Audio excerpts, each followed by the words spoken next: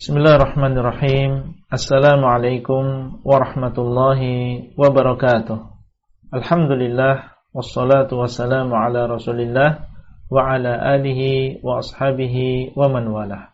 Halaqah yang ke-102 dari silsilah ilmiah pembahasan kitab Al-Aqidah Al-Wasithiyah yang ditulis oleh Syekhul Islam Ibn Taimiyah rahimahullah. Masuk kita pada pembahasan sifat-sifat yang telah tetap di dalam hadis-hadis Nabi SAW tentang sifat al-ulu, itu sifat tinggi bagi Allah Azza wa Jalla. Belum menyebutkan di sini wa qawlihi, dan sabda Nabi SAW, ala ta'manuni wa ana aminu man fis sama. Ucapan beliau SAW, apakah kalian tidak percaya kepadaku sedangkan aku adalah orang yang dipercaya oleh zat yang ada di atas. Hadis ini diriwayatkan oleh Bukhari dan juga Muslim. Ada sebuah kisah di sini. Abu Sa'id Al-Khudri mengatakan, Ali bin Abi Thalib radhiyallahu anhu mengutus kepada Rasulullah SAW, dan saat itu Ali berada di Yaman. Bidhuhaibatin fi adimin maqrub, dengan sebuah emas lam tuhassal min turabiha. Jadi maknanya adalah emas yang belum dipisahkan dari tanahnya. Qala faqasamaha baina arba'ati nafarin baina Uyainah bin Badr wa Aqra bin Habis wa Zaid al-Khail wa Rabi' imma Alqamah wa imma Amir ibn Tufail. Kemudian itu dibagikan untuk 4 orang. Uyainah bin Badr, Aqra bin Habis, Zaid al-Khail, kemudian yang keempat ada yang mengatakan Alqamah dan ada yang mengatakan Amir ibn Tufail. Faqala rajulun min ashabihi kunna nahnu ahaqqa bihadha min haula. Maka ada seseorang yang mengatakan, kami lebih berhak dengan benda ini atau harta ini daripada mereka. Ada yang mengucapkan demikian. Artinya dia merasa Rasulullah SAW ini salah dalam membagikan atau tidak amanah dalam membagikan. Kemudian fabalagha dzalika an-nabiy sallallahu alaihi wasallam, yang demikian sampai kepada Nabi sallallahu alaihi wasallam. Kemudian beliau mengucapkan ucapan ini, ala ta'manuni wa ana aminu man fis sama' ya'tini khabarus sama'i sabahan wa masa. Apakah kalian tidak percaya kepadaku?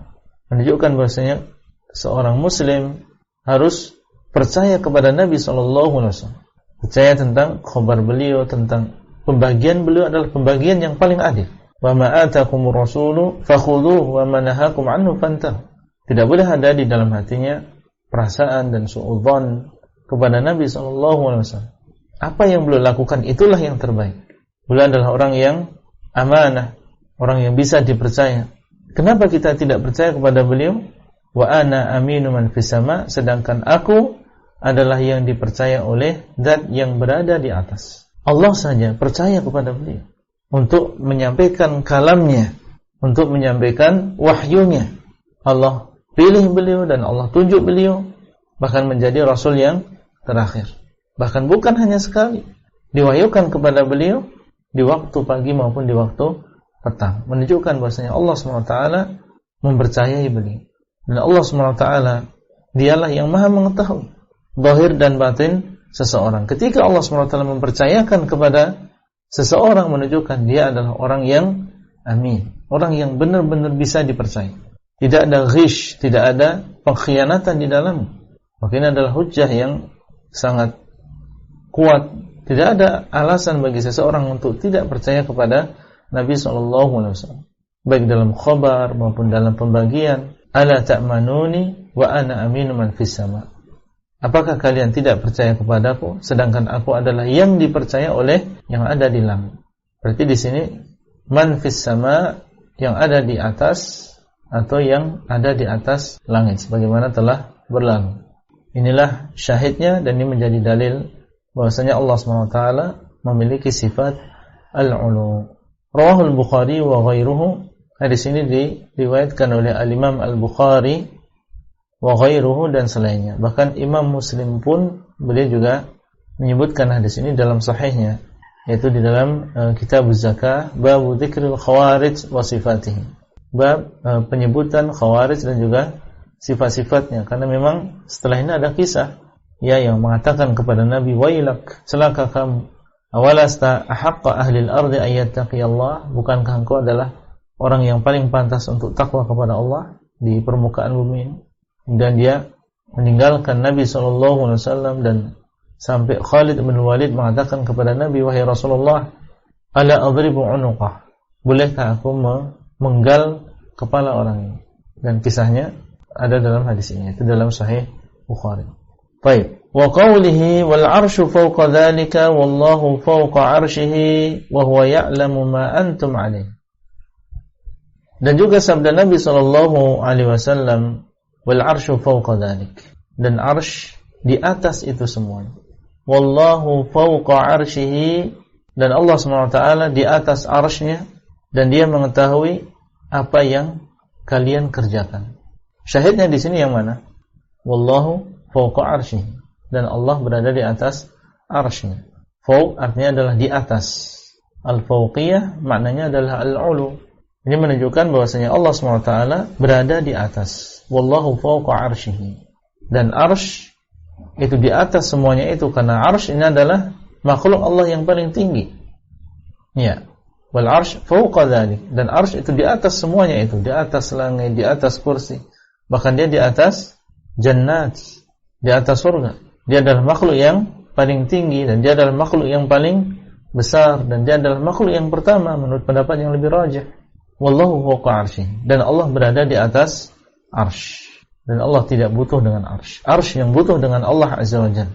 Allah lah yang yumsik, Allah yang menahan arsy hingga tidak terjatuh. Arsy yang butuh kepada Allah SWT, sedangkan Allah SWT beristiwa di atasnya, dan Allah Azza wa Jalla tidak butuh dengan arsy. Wallahu fawqa arsyihi, dan Allah berada di atas arsy. Wa huwa ya'lamu ma antum alaih, dan Dia mengetahui apa yang kalian ada di atasnya, maksudnya apa yang kalian kerjakan. Dan di sini digabungkan antara ketinggian Allah dengan dalamnya ilmu Allah. Ketinggian Allah bukan berarti Allah tidak tahu apa yang ada di sini. Allah SWT Dia maha tinggi, dan Allah SWT maha mengetahui apa yang ada di bumi dan di tempat yang lain. Tidak ada yang samar bagi Allah Azza wa Jalla. Baik. Tidak ada pertentangan antara tingginya Allah dengan ilmunya Allah SWT yang maha luas. Dan ini sudah kita isyaratkan ketika kita membahas apa yang Allah sebutkan di dalam surat Al-Hadid dan juga surat Al-Mujadalah. Itu firman Allah Azza wa Jalla tentang ma'iyatullah, wa huwa ma'akum aina ma kuntum illa huwa ma'ahum aina ma kanu.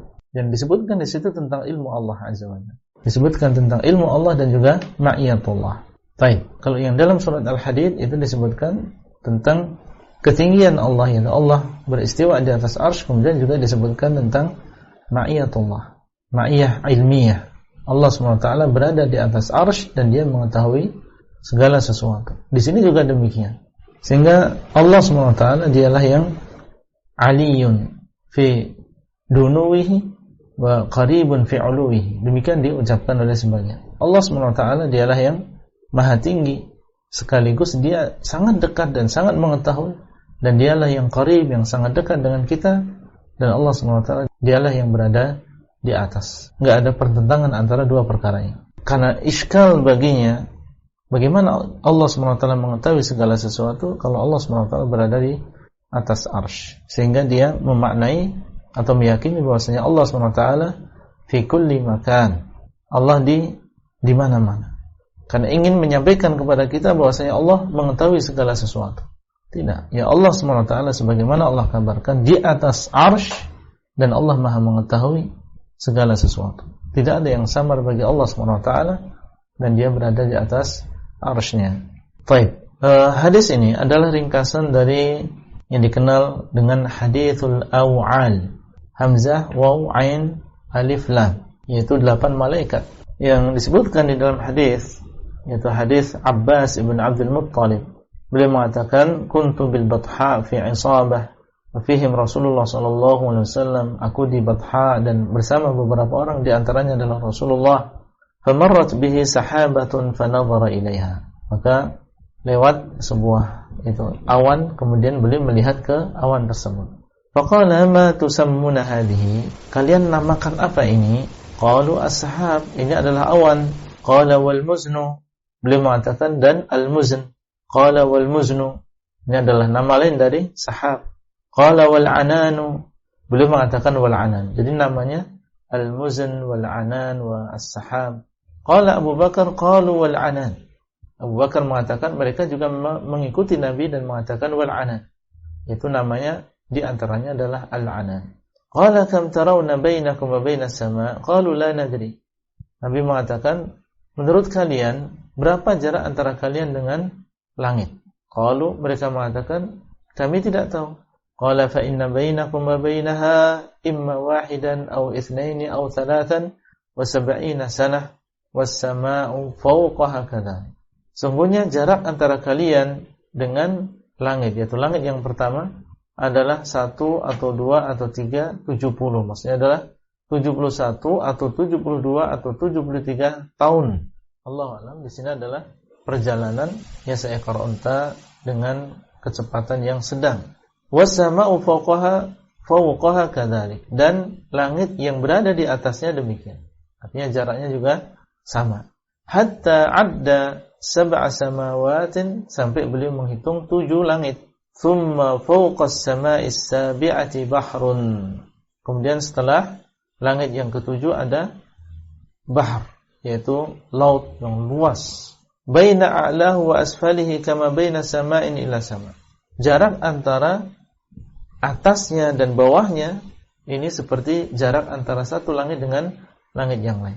Thumma fawqa dzalika thamaniyatu aw'an. Kemudian di atasnya ada thamaniyatu aw'an, yaitu 8 malaikat. Baina adlafihinna wa rukabihinna kama baina sama'in ila sama'. Antara adlafihin wa rukabihin, adlaf ini disebutkan dalam syarah ya, bahwasanya adlaf bagi sapi atau kambing ini seperti al-hafir lil faras, itu kayak sepatunya kuda. Ini kalau untuk sapi dan juga kambing namanya adlaf. Ya, kalau untuk kuda namanya hafir. Itu sejenis itulah. Antara itu dengan rukabihinna, dengan lutut-lutut mereka, antara kakinya tadi, adlafnya tadi dengan lututnya, telapaknya dengan lututnya, itu jaraknya adalah seperti antara langit dengan langit berikutnya. Ini menunjukkan tentang besarnya malaikat tadi. Dan itu jumlahnya bukan hanya 1, tapi ada 8, thamaniyatu aw'an. Thumma ala zuhurihinna al-'arsh. Kemudian di atas punggung-punggung mereka ada al-'arsh. Baina a'lahu wa asfalihi kama baina sama'in ila sama'. Antara atasnya dan bawahnya itu seperti antara langit dengan langit berikutnya. Thumma Allahu fawqa dzalik. Kemudian Allah SWT di atasnya. Hadis ini, di sini Syekhul Islam mengatakan diriwayatkan oleh Abu Dawud dan juga Tirmidzi. Dan yang saya bacakan tadi wa ghairuhuma, dan selain keduanya, dan yang saya bacakan tadi lafaz Ibnu Majah. Baik, Syekh Al-Albani beliau mendhaifkan hadis ini. Nah, baik, seandainya ini adalah hadis yang dhaif, maka kita berpegang dengan ucapan Syekhul Islam ya yang awal, bahwasanya kita dalam masalah nama dan juga sifat berpegang dengan hadis-hadis yang sahih. Kenapa beliau mendatangkan hadis ini? Beliau sepertinya menghukumi hadis ini dengan hasan atau sahih, karena memang ada sebagian yang menghasankan, tapi bukan dari hadisnya Abbas ya, hadisnya Abdullah bin Mas'ud menghasankan hadis ini. Allahu a'lam. Seandainya ini adalah hadis yang hasan, maka menunjukkan bahwasanya Allah SWT adalah di atas arsy dan Allah SWT memiliki sifat ulu. Dan seandainya dia adalah hadis yang tidak sahih, maka ketinggian Allah Azza wa Jalla telah tetap di dalam dalil-dalil yang lain. Itulah yang bisa kita sampaikan pada halaqah kali ini. Semoga bermanfaat dan sampai bertemu kembali pada halaqah selanjutnya. Wassalamualaikum warahmatullahi wabarakatuh. Abdullah Rai di kota Jember. Materi audio ini disampaikan di dalam grup WA Halaqah Silsilah Ilmiah HSI Abdullah Rai.